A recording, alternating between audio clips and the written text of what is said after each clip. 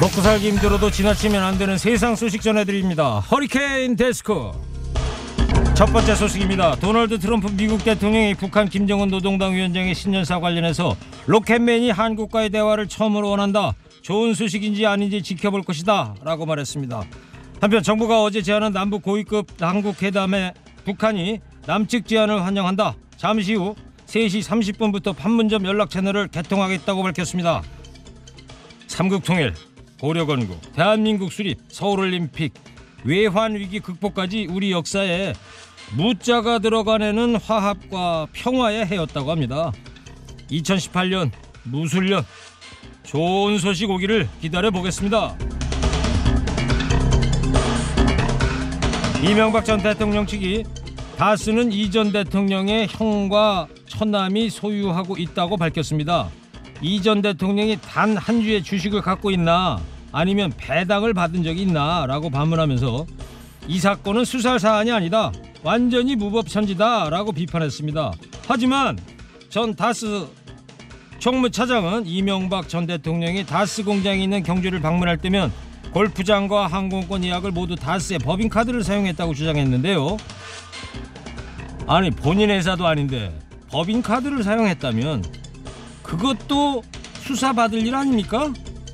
어떻게든 빠져나가 보려고 하시나 본데 이래저래 출입문 다 씁니다. 다음 소식입니다.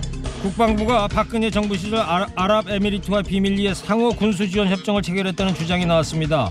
상호 군수지원 협정은 양국 군대가 전시와 평시, 물자와 용역을 지원하는 협정입니다. 문제는 아랍에미리트에 파병된 아크 부대가 중동 지역 분쟁에 자동 개입해야 할 위험을 떠안게 됐다는 거죠. 임종석 대통령 비서실장이 지난달 아랍에미리트를 전격 방문한 것도 이걸 바로잡기 위한 시도였을 것이라는 분석이 나오고 있습니다. 그동안 자유한국당 국민 우롱하지 말고 특사방문 진실 밝혀라 목소리 높였는데요. 이거 셀프 협박인 건가요? 국민들이야말로 진실을 알고 싶습니다. 병원비 17,000원을 미납했다는 이유로 환자를 거부한 병원 원무과 직원이 금고형을 선고받았습니다. 지난 2014년 갑작스런 복통을 호소하며 응급차로 실려온 50대 남자에게 미납한 진료비 17,000원을 먼저 완납하라며 접수를 거부했는데요. 결국 이 50대 남자는 이틀 뒤 복막염으로 사망하고 말았습니다. 돈이 최고인 시대, 그래도 병원만큼은 돈보다 생명이 우선이길 바라는 마음, 너무 과한 욕심일까요? 마지막 소식입니다. 소양강변에 느닷없이 마릴린 몰로 동상이 세워졌습니다. 뉴욕 지하철 환기구 위에서 바람에 펄럭이는 치마를 붙잡고 있는 멀로의 모습을 형상했는데요. 1954년 마릴린 몰로가 인제 미군 부대를 방문해서 한 차례 위문 공연을 했다는 이유로 인제에 설치됐다는군요. 동상 제작에만 5,500만 원이 들었는데 관계자는 마릴린 몰로의 인제 방문을 스토리텔링하는 차원에서 동상을 제작했다고 밝혔습니다.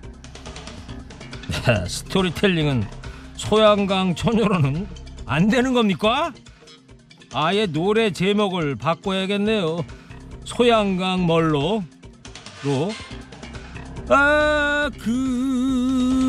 그리워서 애만 태우는 소양강 멀로. 오늘 허리케인 데스크 여기까지입니다. 깨어있는 시민이 됩시다.